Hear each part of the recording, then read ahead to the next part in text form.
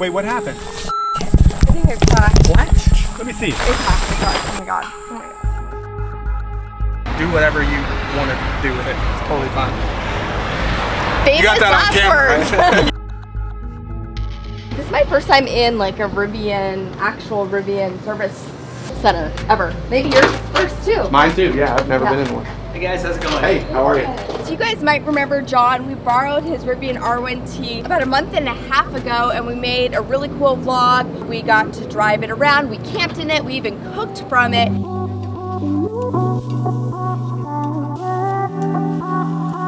But there has been a couple issues with it. We actually broke the roof of his Rivian R1T while we were borrowing it, which you've been so nice to let us film, and then I ruined your brand new truck, which I still can't like move on past. What you guys didn't see is what happened behind the scenes. So initially we didn't include what happened in the vlog because we wanted to let John know first. So of course we offered to pay for all of the damages, drive his Rivian to Atlanta for repairs, which is the closest service center to his North Carolina home, and we even gifted him some Rivian goodies as well. Today we'll take you behind the scenes, showing you what a Rivian service visit actually looks like. Being an early adopter and one of the first in the state with a Rivian, John had already made a service request in his app. So the app tells you like 1 to 2 business days you should hear from somebody, and usually somebody will call. The engineers are figuring out how to fix it, and then we'll be in touch to set that up. Some of John's concerns, like the tonneau cover and the connectivity of his phone keys, were issues that Rivian was well aware of. And if I step back up to it, probably won't unlock. That's so weird. 2 days after his service request was placed, John was given an appointment scheduled for about 6 weeks later. The bottom of this door sticks out, and it's not flush. I can feel it too. I can feel right there, it kind of sticks out a little bit. And then of course the tonneau cover, you can actually see which one it is that catches. Then also back here, the tailgate, the very first time we opened it, it opened by itself. After that, you have to push it open. So this button here will unlock it, and it should actually release it, but it doesn't. So it only worked correctly once. Rivian offered a mobile tech to come to John for some of the smaller issues, but of course that changed with the roof crack. Which is also probably my fault. But I will say, in my defense, I did offer to drive over to North Carolina, pick it up and drive it back, since we found out that it needed to come here to Atlanta. I looked for any excuse to drive it anyway, so I didn't mind driving a couple hours down this morning. A quick search through the Rivian forums and you'll see numerous R1T glass breaks, some seemingly spontaneous and others during car washes when the owners leaned on the roof. So it wasn't just me, but of course it had to be while we had the truck. If I could go back in time. I told you, if it hadn't happened to you, it probably would have happened to me the next day. So awful. When I look back on it, it was like, here we had this nice viewer who reaches out, was like, come take our truck, and so we borrowed it for 24 hours. And of course, you know, I cracked the entire roof. And it wasn't just like a little hairline, it was like it's a big shattered. Crack. Yeah. And it was like, all I was doing was kind of like leaning up there to take a thumbnail picture. It wasn't even like I was like standing on it or anything. And I've done so much on all of our Teslas and like different cars without any kind of cracks. It had a lot of flex in it that I don't think should have had, so. Well, I still appreciate you for absolutely not freaking out on me, because I was like dying in my head, like replaying it. The visit, by the way, was more spontaneous than planned, so Rivian didn't have any idea that we were coming along with John. This is my first time in like a Rivian, actual Rivian service center ever. Maybe yours first too. Mine too, yeah. I've never been in one. Hey guys, how's it going? Hey, how are you? Doing well. Donnie, what brings you in? I'm dropping off my truck today, John Welch. John Welch. Appointment this morning. Before we jump in, today's sponsor, Lomi, has one of the coolest products that you'll ever see. With a household of 3 kids, we generate an embarrassingly high amount of trash, especially food waste. Lomi can help reduce your garbage footprint by more than 50% by simply turning your waste into dirt in as little as 4 hours. Just put all your food scraps and coffee grounds into Lomi and watch it turn your food waste both quietly and efficiently into nutrient-rich dirt that can be used for your indoor plants, your garden, your green bin, or even into the garbage if you have to. Almost all of your food waste can go into Lomi, just no large bones or avocado pits, but even things like meats, dairy, yard trimmings, and flowers, and even Lomi-approved compostable packaging is safe too. Lomi breaks down waste using heat, abrasion, and oxygen. This combination combination mimics the natural composting process and maintains the nutrients in the dirt that your waste turns into. Lomi saves a ton of cleanup time, and honestly, because the process is odor neutralizing, everything that made your trash stink before is now almost odorless. It also has an elegant look to it and fits nicely into our kitchen. Lomi has been such a big hit that when it first launched, there was a wait list of over 100,000 people. But for the first time in over a year, Lomi is available without a wait. Check out my link in the description to get your Lomi today. Alright, let's get back to it. After being greeted and checked in, John met with a technician outside to discuss what he should expect during the visit. Yeah, they said they had ordered the roof part to come in. We've got a couple of roofs in. Okay.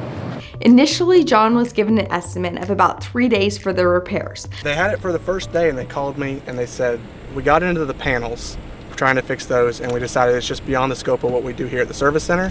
So they sent it off to a local body shop to have it torn down, basically, and they adjusted a lot of the panels, even more than I originally thought they were going to. After several updates throughout the week, John was given a new timeline of 7 days for the work to complete. Later in the week, it was pushed back to 10 days after there were some issues with the glass roof. So I asked them about that, and they had a couple in stock that broke. I don't know if they broke during installation or broke during storage, but so they had to order another one. So he doesn't have any right now. He's waiting on more for other vehicles as well, because the ones they had in stock broke. That really makes me think twice, because I know when it broke for me, it was just, the way it broke was so, like, I've never had glass break like that before. So I'm wondering if they're gonna redo the glass on all the roofs. So they're blaming people for the glass issues. He told me that it was hit with something, and I said, actually, I guarantee it was not hit with anything. But he's like, no, it was hit from the outside. And I said, no, look at the glass. Yeah. It's not. He's like, well, we decided we're not going to argue with you about it. We're just going to goodwill the glass for you this time. Okay. And I said, okay, but it was faulty. I mean, Yeah. Later in the week, it was pushed back to 10 days. as many panel issues as they're admitting that it had, I feel like they really twisted the doors to get them in place. The panels were off. I feel like it was torquing on the body or on the frame a little bit, Yeah. causing extra pressure on the roof, which would make it easier to break. But that's my Yeah. guess, that it's just kind of a combination of things. But they swear up and down, oh, it wasn't a stress fracture, it was an impact fracture. And I said, Definitely it actually wasn't. It definitely wasn't. I didn't go into it with them, but I said it 100% was not. I have a picture of when it happened that I'll put right here so that you guys can see exactly when it happened, because we were taking our thumbnail picture. But they made a big deal about wanting to make sure, we just want to make you happy. We want to, That's good. It's here for all this other stuff. We went ahead and they kept calling it goodwill in the That's glass. good. During the 10-day service period, he was given a rental car from Enterprise. And even though it had a few issues unrelated to Rivian, that process was pretty straightforward. But when I brought it back, they said, leave it here, they'll take care of it. Okay. So they're going to wash That's it up good. and take it back. In the end, the roof was replaced, the panel gaps corrected, and the tailgate functioning, though John's phone key still lags most of the time. I have to actually open my phone to get it to unlock, which is kind of counterproductive. And the tonneau cover still has its issues. They said that is going through a redesign, so the next time it's in for anything, hopefully that will be Yeah. finished and they'll either replace it or know how to fix it. But hey, the tailgate works, so that's a plus. We actually Okay. we got two things fixed. We got the roof fixed and the tailgate fixed. Yeah, and the panels aligned. And the panels aligned, absolutely. Yeah, okay. So maybe like when they redesign this, they'll also be redesigning the roof glass. I and, hope so. I hope they go for either a little bit more support under the edges, because that's where people put pressure when they stand to do stuff. I don't think people are generally standing on the roof, which is kind of what they alluded to. Yeah. But they did mention people putting bike racks on and stuff, but you should be able to put your hand on the side of the roof of your car without it shattering. And if their glass is breaking in the service center, That's not normal. yeah, that didn't seem that way. So maybe they can call Tesla and ask for some of their semi-bulletproof glass. I don't know. Yeah. John was told everything was covered under warranty, though he did receive an estimated quote of over $3,000, which kind of gave him and me a bit of a scare. It had a balance of over $3,000. So they kind of showed you how much it would Yeah, they didn't cost. break it down. And they also added a couple things about suspension, which weren't on the Okay. original work order. So there was no indication of what it was. But I was like, oh, snap, $3,200 something. Okay, we're going to have a little discussion when we get there. Yeah. But Or we'll be having a discussion. no, they could keep Yeah. the truck for that matter if they were going to pull that after telling me it was warranted. But that's okay. It all worked out fine. So overall, do you feel like it was a good experience? Not so much. Okay. I have really high expectations of people like pay for things in general, and this is a lot of money to begin with. So it was kind of a disappointing process all along. Try to give some leeway. They're a new company, but overall I was kind of disappointed. Communication was rough. There's no way to reach the service center. You have to call main customer service, and they'll either try to connect you or just pass a message along. The tonneau cover still has the same issue, which we half expected. When I called yesterday to find out if it was for sure done, they were like, "Oh, you're coming to pick it up?" Like twice he said that, and I'm like, "Yeah, I dropped it off. I'm coming to pick it up. This should be in the notes." But Okay. just another example of things that, you know, you gotta tell everybody you talk to. You have to tell the entire saga to make sure it's all handled like it's supposed to. But Right. I've got it back now, so hopefully it's just growing pains. I Right. do love Rivian. I think that they make amazing vehicles, and they're Yes. obviously very new.